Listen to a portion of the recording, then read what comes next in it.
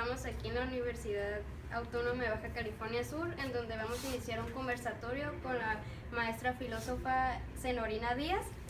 Y vamos a comenzar con integrantes del equipo, que soy Diana, Amparo, Manuel, Gerardo, Melissa, Pablo y Alejandro. Vamos a iniciar con la primera pregunta. La pregunta es, ¿qué es la antropología filosófica? Miren, la antropología filosófica es una disciplina de la filosofía que se encarga del estudio del hombre, pero a diferencia de cualquier otra disciplina, como es la filosofía, hace reflexiones profundas sobre el sentido de la existencia. Es decir, la antropología, por ejemplo, te diría que el hombre es el animal racional, ¿sí? Entonces la filosofía pone a prueba esa determinación, esa aseveración. ¿Ustedes creen que el hombre es el animal racional verdaderamente? O sea, y entonces vamos a ver una serie de opiniones o de reflexiones de diversos pensadores donde resulta que justo lo que no somos es ser racionales, sino que domina todo un aspecto irracional. Nosotros, sobre todo esta perspectiva se va a desarrollar en el siglo XIX a partir de Freud y bueno, Nietzsche, que es un filósofo clave también dentro de este periodo. De hecho se le denominan junto a Marx los maestros de la sospecha, porque precisamente lo que ponen en cuestión es esta perspectiva de que el hombre es un ser racional, ¿no? Entonces, en general la filosofía siempre va a poner en cuestión, o sea, justamente creo que esa es la labor de la filosofía, poner en crisis los conceptos que están preestablecidos y hacernos reflexionar acerca de si pueden ser reales, no, qué otras posibilidades existen, y todo esto con el sentido de encontrar cuál es el propósito o la meta de la vida humana, ¿no? Sí, así es. Pero para ustedes en específico, ¿qué es? En resumen, ¿qué es? La antropología filosófica es la reflexión sobre el ser humano para encontrar un sentido de vida. Y no existe una perspectiva unívoca, sino creo que lo más importante es preguntarse. O sea, lo más importante es preguntarse. Si te preguntas, ya estás del otro lado. Bueno, pues la siguiente pregunta es, ¿qué es el hombre? Nosotros en la materia pues estuvimos viendo de varios filósofos y uno de ellos fue Kant, que dice que el hombre es considerado como un ser dotado de razón, capaz de conocer la realidad por medio de esta capacidad que es la razón. ¿Y usted concuerda o tiene otro punto de vista? Bueno, Kant es un filósofo que hace una aportación bien importante, pero es solo una perspectiva. Entonces, bueno, a mí me gustaría que entendieran que la filosofía es hacerse preguntas, pero además es como una gran conversación que no tiene fin.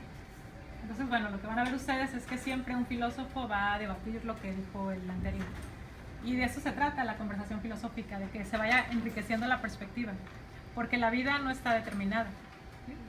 Si no, ustedes revisen la historia y van a ver cómo todo el tiempo está cambiando. Entonces, bueno, creo que la aportación de Kant es bien importante. Él concibe al hombre como un ser racional y o sea, es bien interesante la perspectiva kantiana porque nos hace entender que el hombre no está determinado por el instinto. Entonces, la idea de Kant de ser racional, o sea, tampoco es tan sencilla, ¿eh? Significa que si no estamos determinados, que somos una posibilidad. Entonces, ¿se fijan? La respuesta ahí ya nos abre un montón de otras preguntas. O sea, ser racional es no estar determinado por el instinto, es ser libres. Y ser libres implica que puedes ser el mejor ser humano o el peor también. Entonces, y bueno, y en general así es la filosofía. Es meterte en conflictos siempre. Así es. Es lo que hemos estado viendo mucho en clase, como que una pregunta siempre nos lleva a otra y como nunca hay como un fin, porque siempre hay diferentes opiniones, cada quien es un mundo, entonces pues una pregunta realmente puede tener muchas respuestas. Y qué bueno, ¿verdad? O sea, qué bueno que las respuestas no estén determinadas, que la vida no esté determinada, porque eso es lo que le da sentido. Y que uno puede hacer su propia respuesta de la misma pregunta, pues cada quien puede tener su punto de vista, ya sea bueno o malo, y basar su vida en alguna respuesta, pues. Claro. Incluso eso también es un riesgo que vislumbra muy bien la filosofía. O sea, no todo vale. O sea, es decir, cada quien tiene un punto de vista, tampoco significa que todos los puntos de vista valen. Entonces es peligroso hacer ese tipo de afirmaciones con todo y de que tienes toda la razón. Entonces, dentro de la diferencia siempre hay como un marco o un punto de encuentro o algo en común, ¿sí? Porque, bueno, y es además, me imagino que lo vieron en clases, es como el tema clásico de la filosofía. Sí. Hay una verdad o hay muchas, ¿no? El relativismo o la universalidad. Entonces siempre la filosofía juega en esos extremos. Entonces, ¿no hay respuestas malas o respuestas correctas? ¿O sí? No hay respuestas malas, pero no todas las respuestas son significativas, edificantes, dignas. O sea, hay cosas dignas de pensarse, dignas de decirse. Entonces, bueno, ustedes piensen que hay cosas con las que hay que ser intolerantes y que hay respuestas que no hay que aceptar. ¿Sí? A ver, no sé si se les ocurre algo, pero piensen que si yo digo matar a todas las personas está bien y es mi punto de vista, es una aseveración correcta. Pues no. No, claro que no. Y ahorita, como dijo mi compañera, ¿no? Cada cabeza es un mundo y pues cada quien piensa diferente. A fin de cuentas todas son teorías, ¿no? Podría decirse.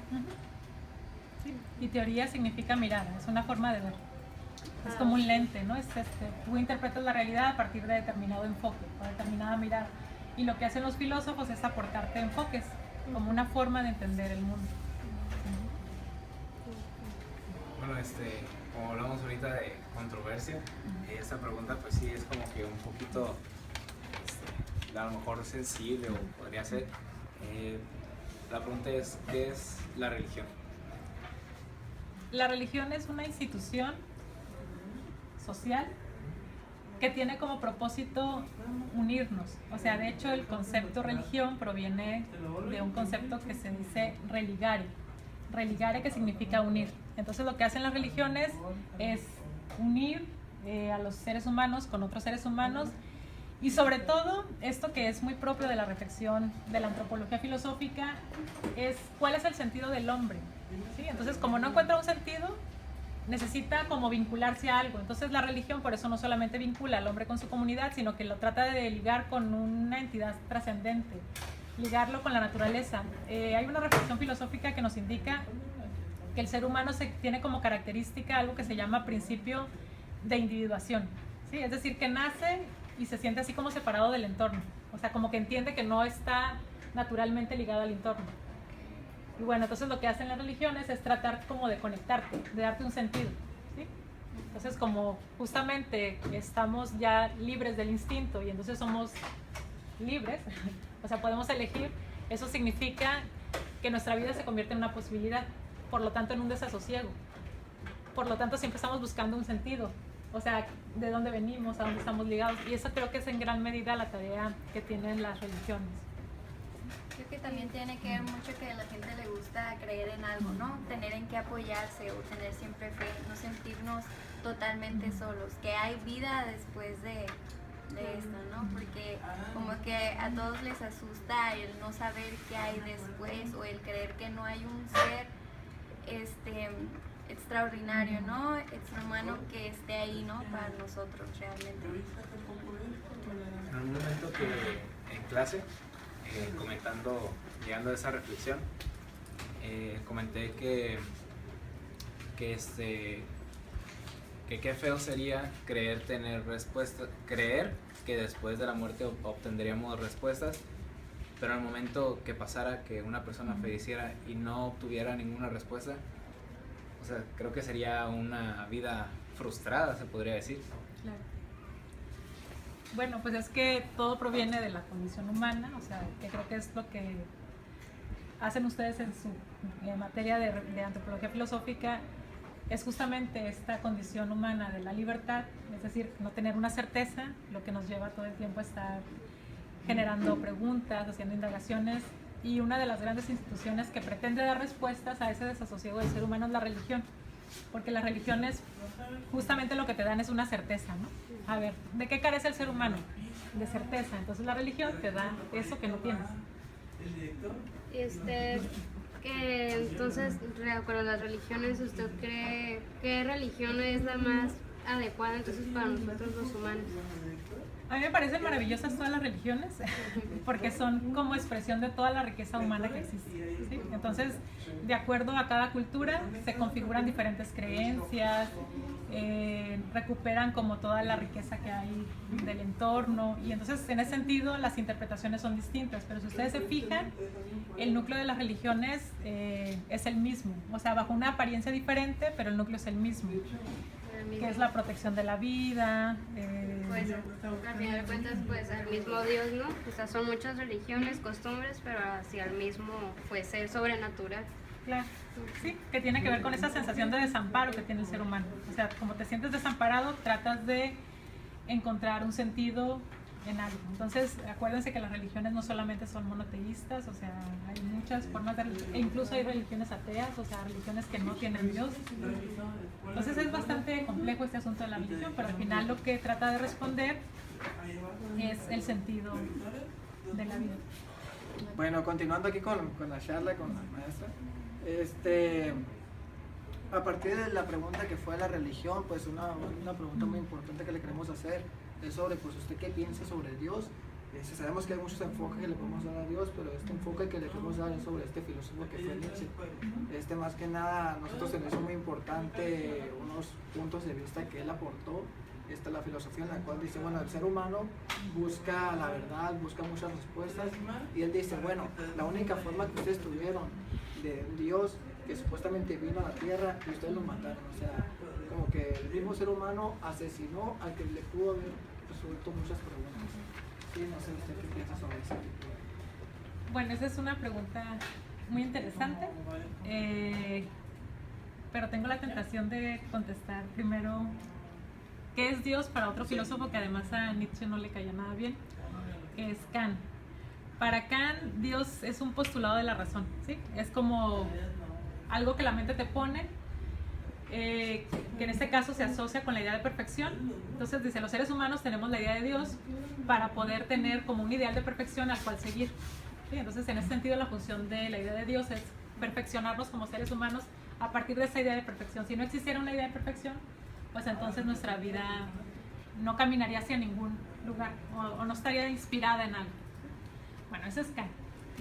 Ahora, Nietzsche es un poquito más complejo, porque lo que hemos comentado aquí es que lo que las religiones te dan es justamente de lo que carece el hombre, que es la necesidad de una certeza.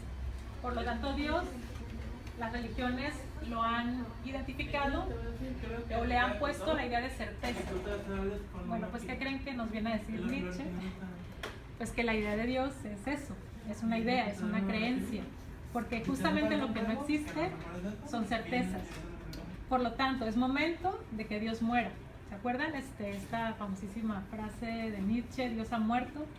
¿Qué significa? O sea, no significa solamente esta visión del Dios cristiano muerto, ¿eh? O sea, también, pero para Nietzsche es más que eso. Cuando Nietzsche dice Dios ha muerto, significa que todas las certezas han muerto.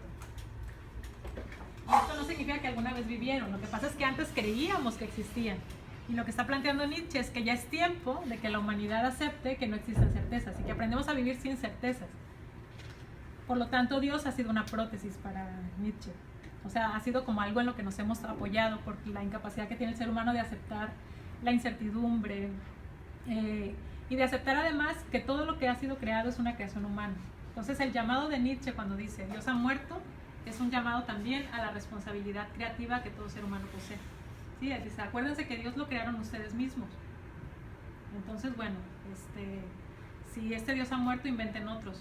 Acuérdense que tenemos una responsabilidad creativa. Y lo que le preocupaba mucho a Nietzsche es que a partir de que se establece un dogma, el ser humano se queda todo perezoso y entonces, bueno, se olvida de que tiene una responsabilidad, a que lo resuelva alguien más, o sea, y sobre todo si hay una entidad todopoderosa, pues que la resuelva él, ¿no?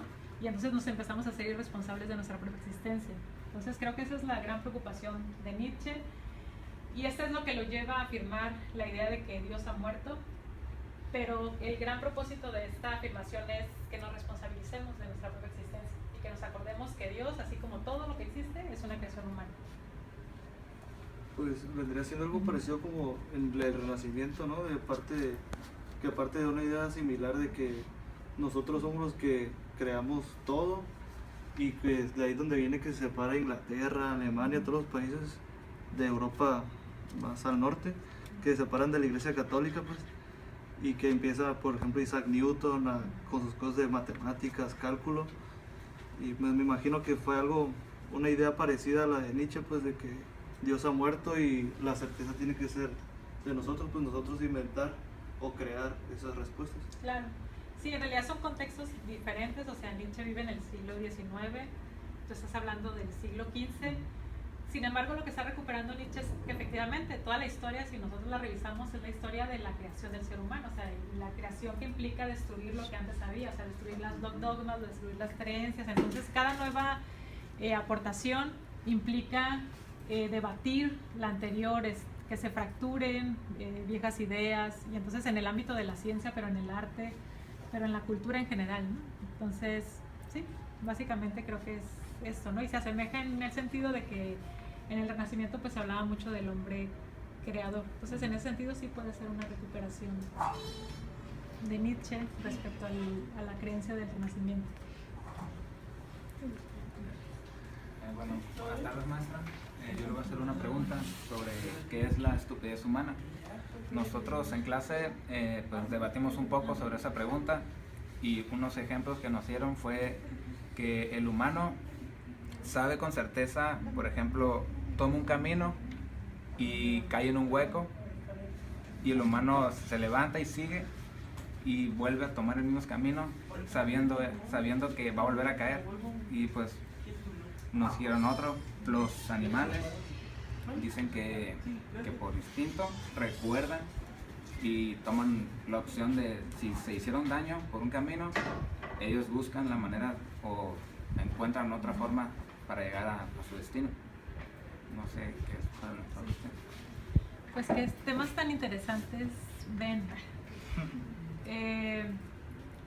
Bueno, es un gran tema porque además aceptar que somos estúpidos es muy fuerte, ¿verdad?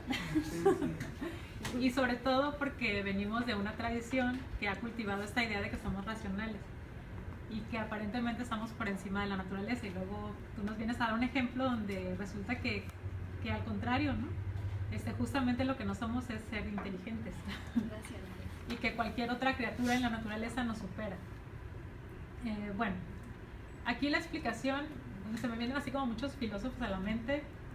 A ver, lo voy diciendo así conforme se me vaya viniendo. Rousseau, por ejemplo, ¿no? Rousseau decía, bueno, el hombre que medita es un animal depravado. O sea, para Rousseau empezamos a pensar y se nos atrofió el instinto y entonces empezamos a tener complicaciones. Y entonces él se pregunta, bueno, realmente qué tan beneficioso es ser racionales, ¿no?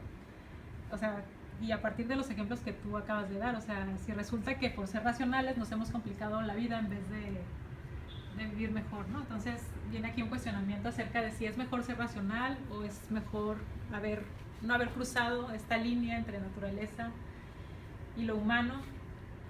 Y bueno, otros filósofos, Nietzsche, por ejemplo, ¿no? Para Nietzsche, el gran problema de la estupidez humana tiene que ver con dos grandes problemas que el ser humano tiene, así que son como los grandes pesos que no le dejan avanzar: la pereza y el miedo. O sea, somos estúpidos por miedo, clarísimo, ¿verdad? O sea, nos da miedo pensar porque resulta que tenemos estructuras, creencias, que son nuestra certeza, que son nuestro piso. Y si las empezamos a cuestionar, nos quitan el piso. Entonces nos da miedo. Y ustedes, bueno, han hablado de la historia y de las grandes innovaciones que se han hecho en la historia. Piensen ustedes en cada que se ha roto o que se ha desafiado una creencia, lo que le cuesta a la sociedad aceptar lo nuevo. La teoría heliocéntrica, ¿no? Dijiste. O sea, durante muchísimo tiempo la Tierra era el centro del universo. Cuando se empieza a cuestionar esto, o sea, pero ¿cómo entonces qué somos los seres humanos? O sea, no somos una criatura privilegiada en el universo, o sea, somos solamente un planeta ahí entre muchos. ¿Sí? Entonces, aceptar esta nueva visión le costó muchísimo a los seres humanos. ¿Por qué? Por miedo, porque nos da miedo, que nos quitan la certeza. Y la otra es la pereza, ¿no? O sea, porque es más cómodo, o sea, si no implica responsabilizarnos de nuestra existencia. Entonces, pues mejor, es más cómodo que ya, ¿no? Lo que está. ¿Para qué inventar, no? Entonces, sí, por eso somos estúpidos, diría Nietzsche.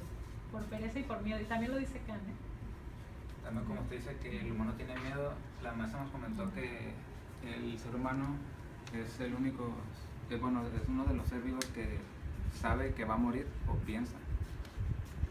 Sí, sí, es consecuencia también de pensar. O sea, porque pensamos, podemos anticipar el futuro.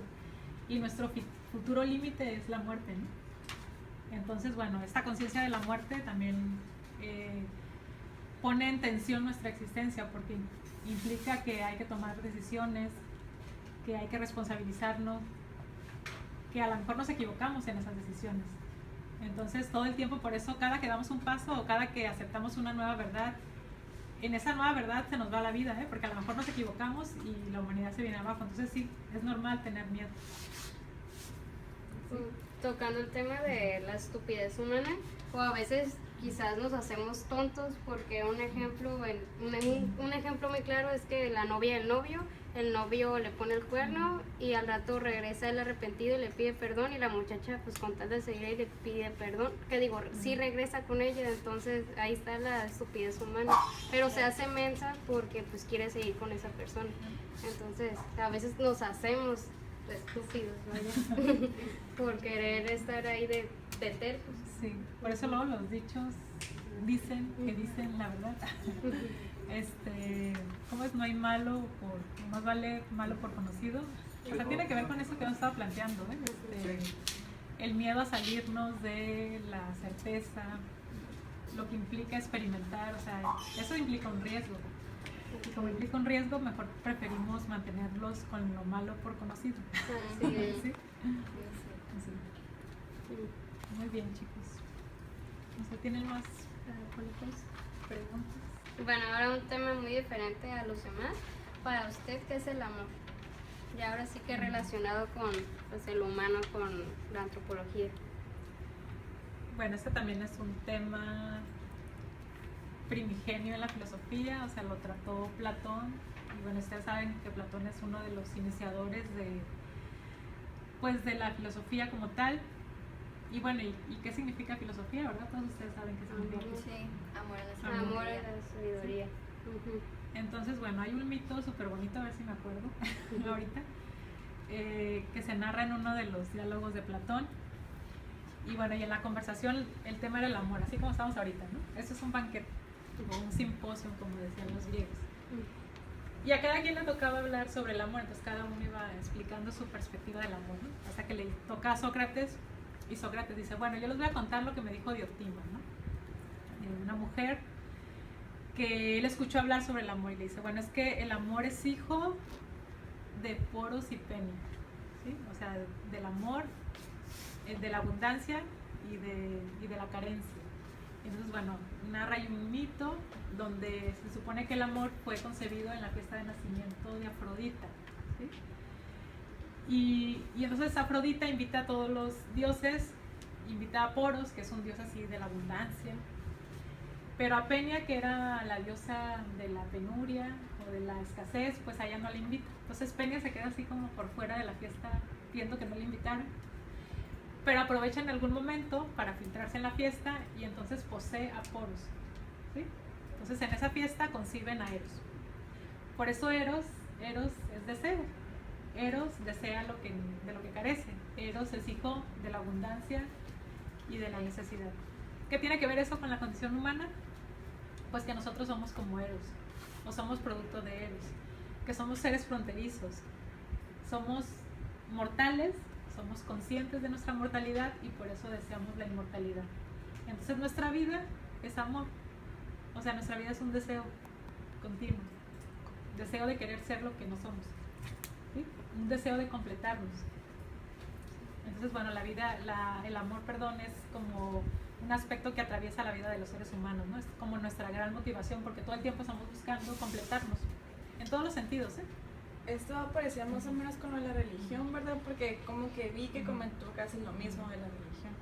Sí, y entonces, bueno, se fijan, a pesar de que hay como muchas perspectivas y que todos podemos opinar diferente, siempre tenemos esa posibilidad de encontrar un sentido o de organizar toda esa diferencia en una unidad. Entonces, se fijan, hemos platicado de muchas cosas, pero al final el tema que los ha traído aquí es una materia que se llama antropología filosófica, entonces ustedes están preguntando por el ser humano y aunque hemos hablado de muchas cosas, esto ya se puede ir redondeando en esta perspectiva, de que el ser humano es un ser carente y que esa carencia es la que lo lleva a buscar.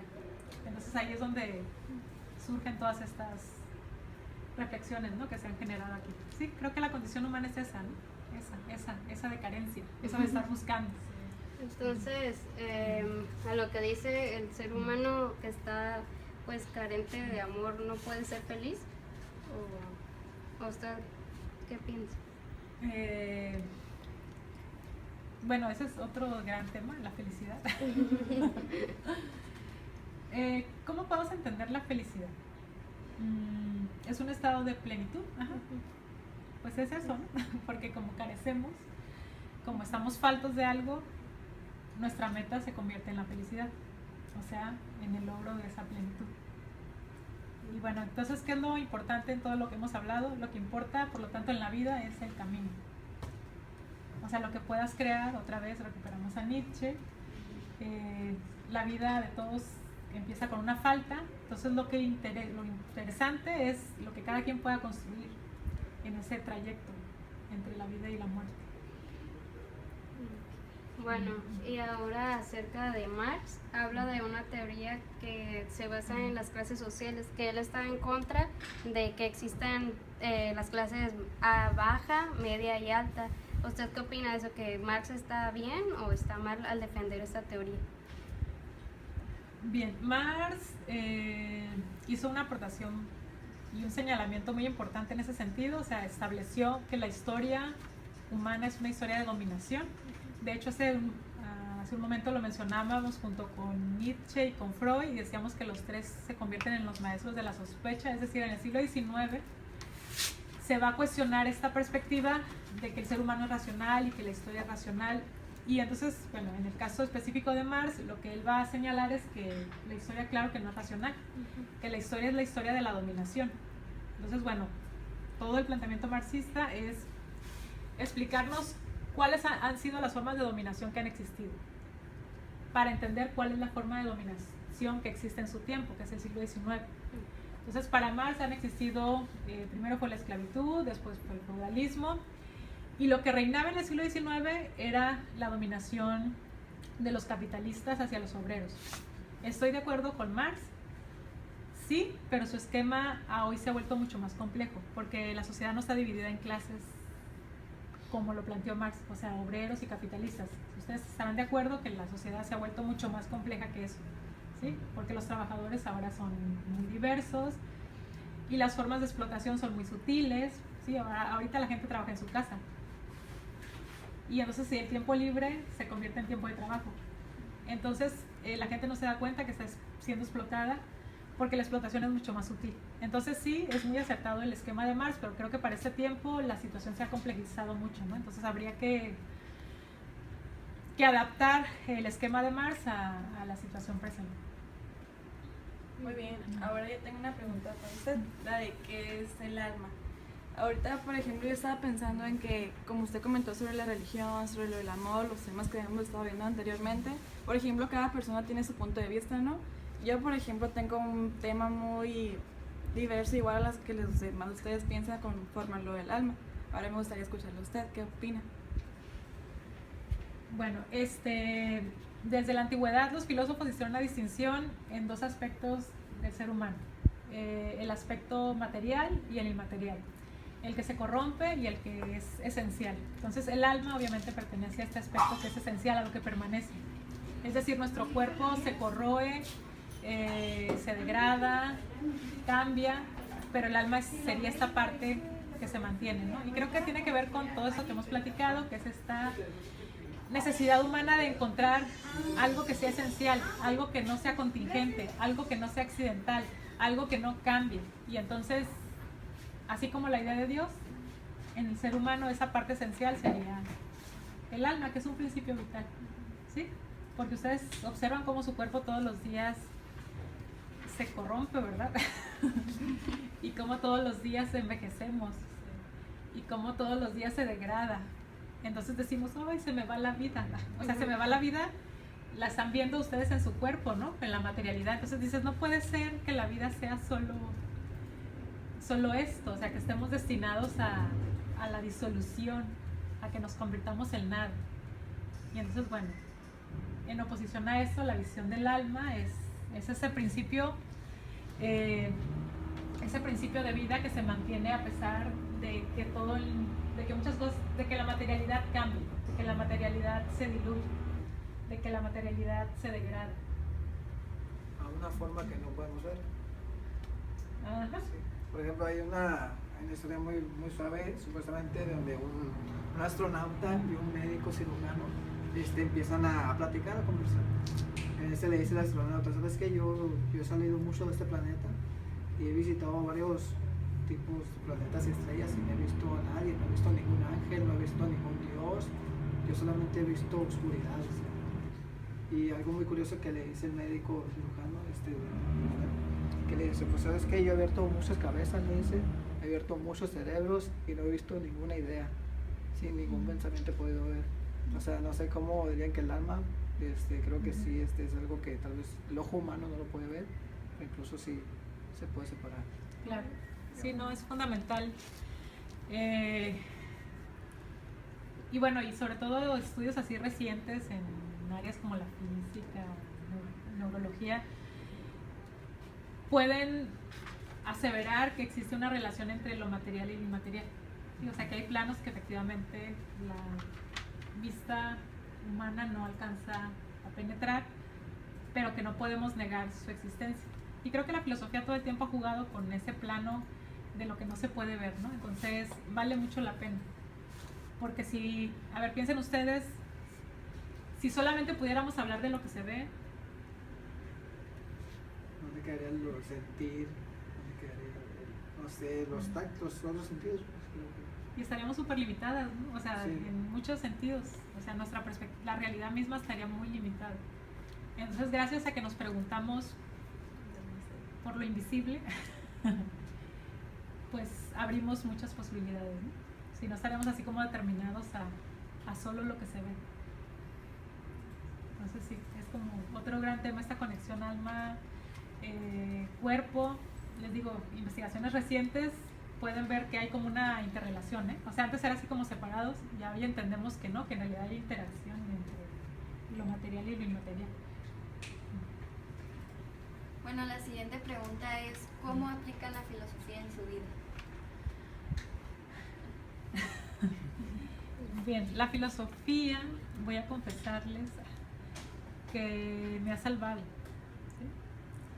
Entonces yo desde que entré a estudiar filosofía entré así como por una intuición de que la filosofía pues me iba a ayudar a entender mejor la vida y a vivir mejor. Y esto que empezó como una intuición se ha convertido en una vocación.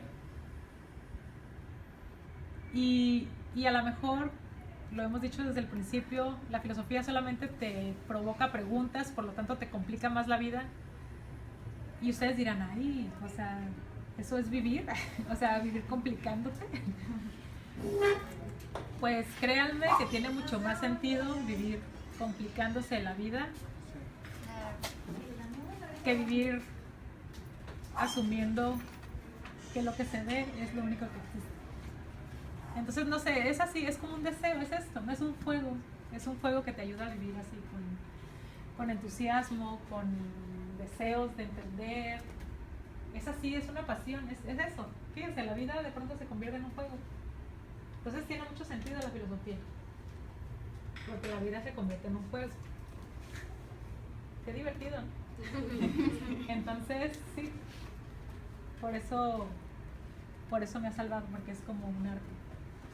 Yo personalmente pienso que la filosofía es una rama muy importante porque de ella creo que se verían la mayoría de las ramas que existen, la mayoría de las ciencias, porque existe que las ciencias de la salud, sociales, diferente tipo de ciencias, porque siempre se ha preguntado el por qué de las cosas, ¿no? El para qué, por qué, cómo ayudar, cómo mejorar, y siento que la filosofía realmente es la principal que ha ayudado a que haya todo ese conocimiento que hoy en día existe. Pues muy bien, sí, porque todo empezó con una pregunta. Exactamente. Entonces todo se abre con la pregunta. Y eso es lo que hace la filosofía. Entonces sí, por eso se le llama la mamá de todas las ciencias, pues porque sí es cierto. ¿Sí? Y bueno, eso también tiene una historia, ¿no? Pero por lo pronto nos quedamos con eso. O sea, alguien preguntó y entonces ya muy bien. Qué bueno que preguntaron porque eso posibilitó que se fueran explorando diferentes áreas del saber. Ok. Bueno, continuando con otra pregunta, pues hemos visto que en la práctica ha citado a varios filósofos, ¿sí? Y más que nada para usted, en su carrera, en su vida, siempre creo que nosotros tenemos a alguien a quien seguir, ¿no? Y pues por ejemplo un especialista de una carrera sigue a un especialista de su misma carrera. En su caso, pues en filosofía, ¿qué filósofo son los que usted la han inspirado más a un filósofo? ¿Qué filósofos son los que la han inspirado más incluso a tener más estudios o no sé, conceptos de la vida? Bien, en mi carrera es muy común que alguien se asocia o se casa con un filósofo, ¿no? O sea, por decirlo así, con su pensamiento. A mí nunca me ha gustado eso, así como de casarte con alguien. Entonces, porque además, o sea, creo que tiene que ver con mi propia experiencia dentro de la filosofía. O sea, siempre hay alguien que llega y te sorprende. Entonces, si te ves enamorado de alguien, luego llega otro y te enamora también. Sí, es así. Y así ha ocurrido. Entonces, ha habido muchos filósofos de los que he aprendido. O sea, desafortunadamente no conozco a todos, pero en todos he encontrado así una gran riqueza. Eso es así que me sorprende, es fascinante, de que el pensamiento así es inagotable. Entonces, cuando crees que alguien ya lo dijo todo, no, llega otro a decir otra cosa. Y luego llega otro a decir otra y otra, entonces es sorprendente. Ahora, lo que sí es cierto es que hay como ámbitos con los cuales que conozco un poquito más, o sea, que me son más familiares, que es el caso de la filosofía moderna y claro, Nietzsche ha sido un pensador así clave. ¿Sí?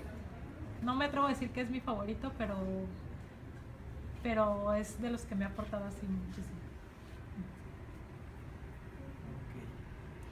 Bueno, para finalizar le vamos a agradecer por su tiempo, por ayudarnos a realizar este trabajo, también de parte de la maestra Araceli le damos las gracias y realmente en lo personal a mí me gustó mucho el conversatorio, creo que te abre mucho el panorama, te sales de tu rama, en el caso de nosotros de nutrición, y nosotros lo que hemos tratado de hacer es asociar la materia de antropología filosófica, en sí, la filosofía, con nuestra carrera, y en realidad sí tiene mucho que ver, se relaciona muchísimo y en realidad creo que nos ha aportado a abrir nuestra mente completamente, ¿no? A entender diferentes mundos, diferentes pensamientos.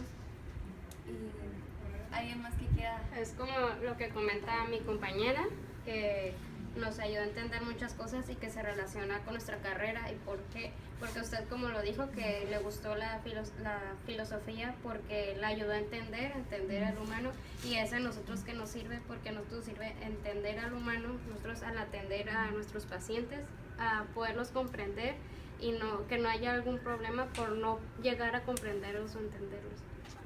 Sí, muchas de las veces el estudio que se tiene sobre estas personas, estos filósofos, sí es cierto, son grandes pensamientos, o son grandes ideas que en aquella época pues se queda sorprendido uno porque es una época en la cual pues la tecnología no era casi nada, o sea, apenas.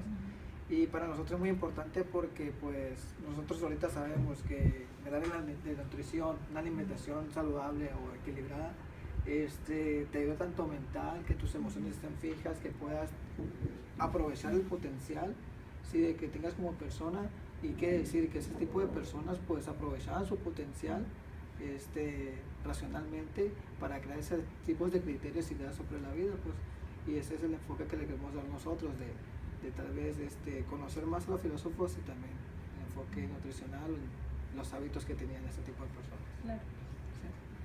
Pues muchas gracias a ustedes por su interés y bueno, ahorita que han comentado sobre su carrera, nada más les recuerdo que los filósofos se llamaron a sí mismos los médicos del alma, ¿sí? Entonces ellos sabían muy bien que había que cuidar el cuerpo, pero particularmente la filosofía se dio cuenta de que había que curar y cuidar también el alma. Entonces, y entendían muy bien este complemento entre cuerpo y espíritu. Entonces, qué bueno que ustedes tienen la oportunidad de acceder a esta perspectiva y que están como muy responsables de su vocación. Pues muchas gracias, se trata de todos. Gracias. Gracias.